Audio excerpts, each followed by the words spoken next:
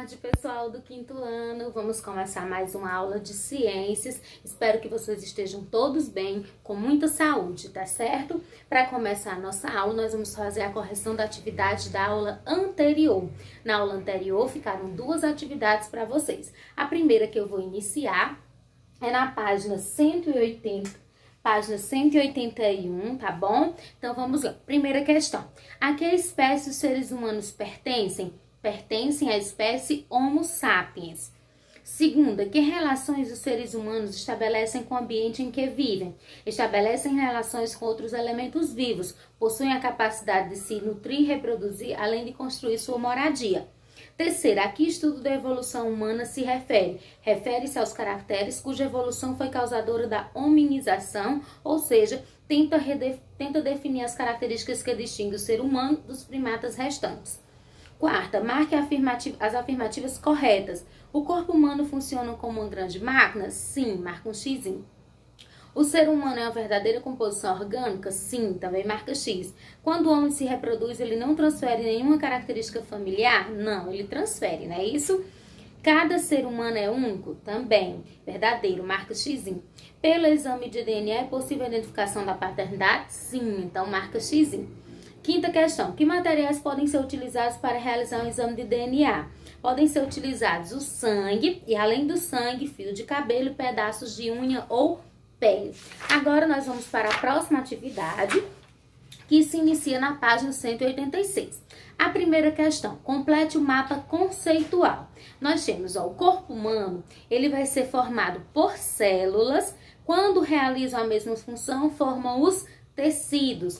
Quando juntos, formam os órgãos. Quando desempenham funções diferentes, formam os sistemas. E organizados em grupos que são a nutrição, a relação e locomoção, reprodução, proteção e defesa, ok? Vamos para a segunda questão. Como são chamadas as menores partes vivas que formam o corpo humano? São chamadas de células. Terceiro, observe a célula e nomeie cada uma das partes. Ó, eu vou começar de cima para baixo. Esse de cima tá apontando para o citoplasma, que é aquela estrutura que fica entre o núcleo e a membrana plasmática.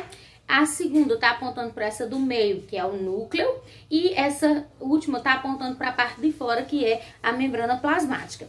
O que é? Letra A, que constitui a parte da célula que fica entre a membrana e o núcleo. Eu acabei de falar, citoplasma.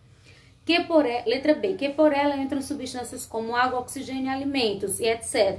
Membrana plasmática. E letra C, que está no centro da célula, núcleo. Quinta, classifica em unicelular U ou pluricelulares P. Lembrando, unicelulares são aqueles seres que são formados por uma única célula. Pluricelulares são aqueles que são formados por duas ou mais células, tá bom? Homem, pluricelular, então você coloca o P. Ameba, unicelular, bota o U, que ela é um protozoário. Aves, pluricelular, coloca o P. Bactérias unicelulares, coloca o U. Boi, pluricelular, coloca o P. Répteis, pluricelular, P, né? Peixes, pluricelular. E insetos também pluricelulares. Sexto, pesquisa e escreva a definição de genética. É parte da biologia que estuda a hereditariedade, a estrutura dos genes e as suas funções. 7. Diferencia as células macroscópicas de microscópicas. Macroscópicas, quando podem ser vistas a olho nu, exemplo, a gema do ovo. E microscópicas, quando só são vistas com auxílio do microscópio, exemplo, células do sangue, do tecido pulmonar e dos músculos. Se vocês não colocarem os exemplos, não precisa, tá bom? Tô só ajudando vocês a entender. Oitava, observe as células e identifique qual é a célula animal e a célula vegetal. A vegetal vai ser a primeira, essa verdinha aqui, e a animal essa daqui, tá bom? Nono, observe as imagens e identifique cada tipo de célula. Ó, vai ficar assim, células musculares, aí do lado, células epiteliais, embaixo, células nervosas, do lado, células conjuntivas, ó, fica assim, tá bom? A 10ª, relaciona as colunas corretamente. 1. Célula macroscópica, podem ser vistas a olho nu. Célula microscópica, só podem ser vistas com auxílio do microscópio. Célula epitelial, agrupadas com outros, formam os tecidos. Então, de cima para baixo, a sequência fica 3, 1 e 2, tá bom? 11. Descreva, letra A, membrana celular. É uma membrana que envolve a célula e é responsável pela função de relação da célula com o meio. Letra B, citoplasma é constituído por uma substância gelatinosa onde são encontradas o núcleo e as organelas, que realizam funções vitais variadas. Letra C, núcleo é o elemento fundamental de toda célula, porque é nele que encontramos os cromossomos que guardam as informações das características comuns aos indivíduos de sua espécie, também as específicas que fazem cada ser vivo único. 12. Complete. Letra A maioria das células só pode ser vista com o microscópio. Letra B. A gema do ovo e os gomos da laranja são células que podem ser vistas a olho nu. E letra C. Os seres vivos formados por uma célula são chamados de unicelulares. E os formados por mais de uma célula são chamados de pluricelulares, tá certo?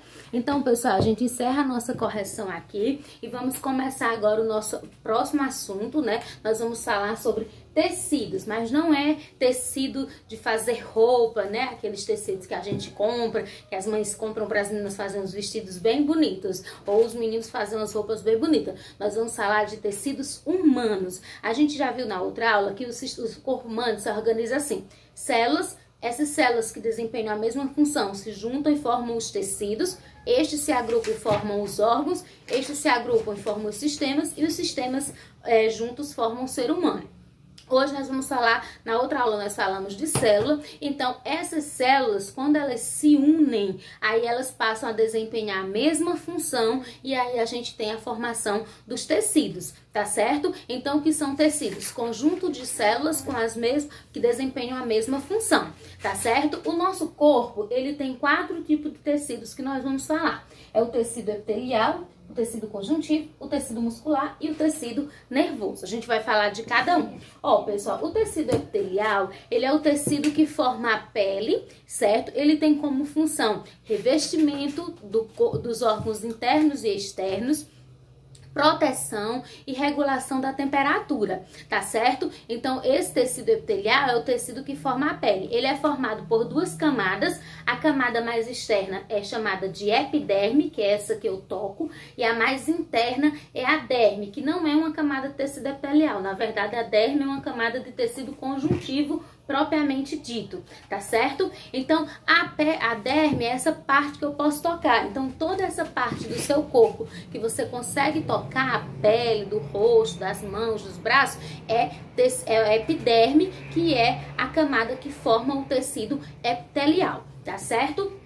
O tecido epitelial, como eu já disse, ele vai se dividir em 2 grupos, o de revestimento e o glandular. O de revestimento, como eu já disse, ele vai ter a função de proteção e vai revestir, vai formar a pele, né, toda ela, vai revestir também os órgãos internos do nosso corpo. E o tecido glandular é aquele que forma as glândulas que vão produzir secreções importantes para o nosso corpo, como por exemplo as glândulas salivares, que são responsáveis para produzir a saliva. Então, o tecido glandular é o tecido que constitui as glândulas, tá certo?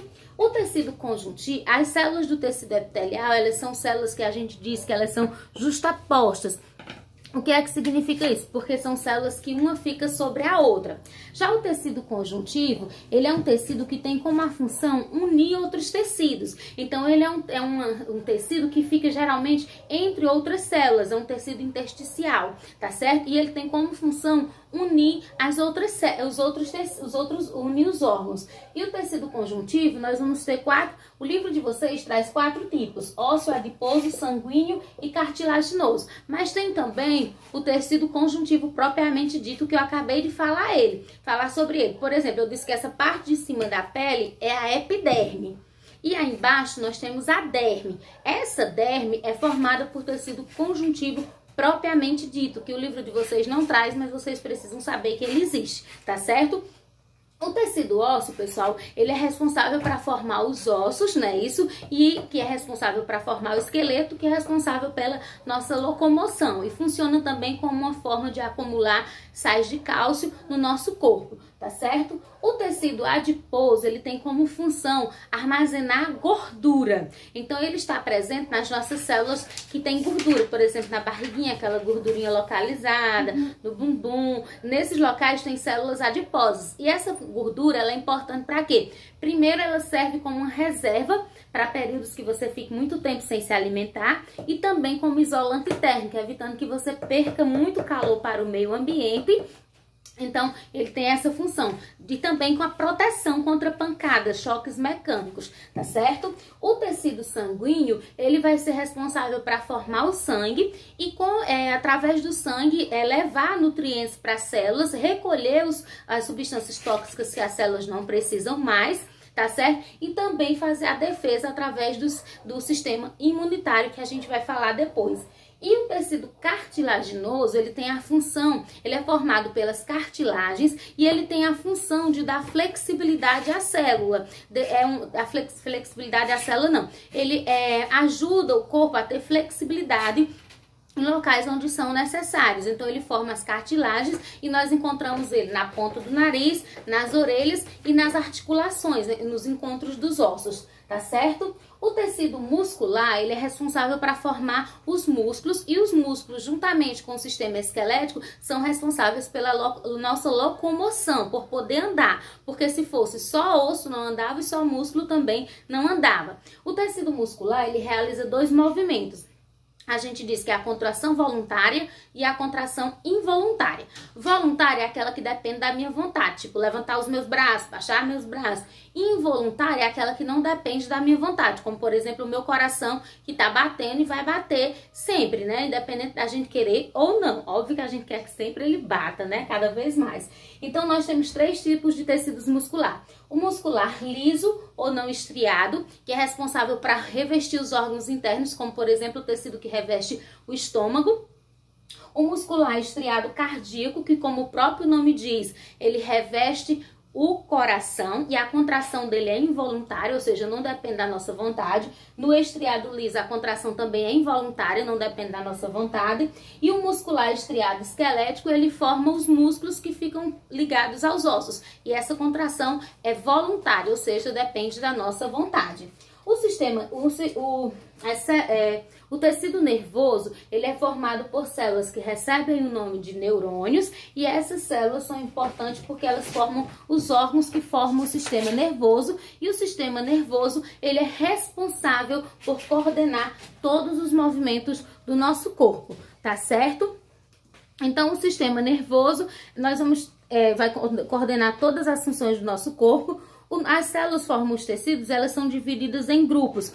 Esses vão formar os órgãos que formam os sistemas, que nós vamos ter o sistema da nutrição, que envolve o digestório, a parte da nutrição, que envolve o sistema digestório, respiratório, circulatório e excretor. Relação e locomoção, que envolve os sistemas nervoso, endócrino e locomotor. Da reprodução, que envolve o sistema reprodutor, masculino e feminino. E o da proteção e defesa, que envolve a pele, os sistemas imunitários e linfático. Tá certo, pessoal? Então, a gente encerra aqui a nossa aula, tá bom? Eu vou colocar bem rapidinho para vocês as páginas do conteúdo, da atividade e do conteúdo, tá bom? Bem rapidez aqui. Então, ó, o conteúdo, ele vai estar aqui nas páginas 190 a 194 e a atividade, ela vai estar aqui nas páginas 195 e 196 e as questões que eu quero que vocês façam é as questões de 1 a 6, tá bom, pessoal? Façam a atividade, mande pra mim, qualquer dúvida me chama no PV, tá bom? Que eu estou disponível de 1 às 5 para tirar qualquer dúvida. Tchau, um abraço.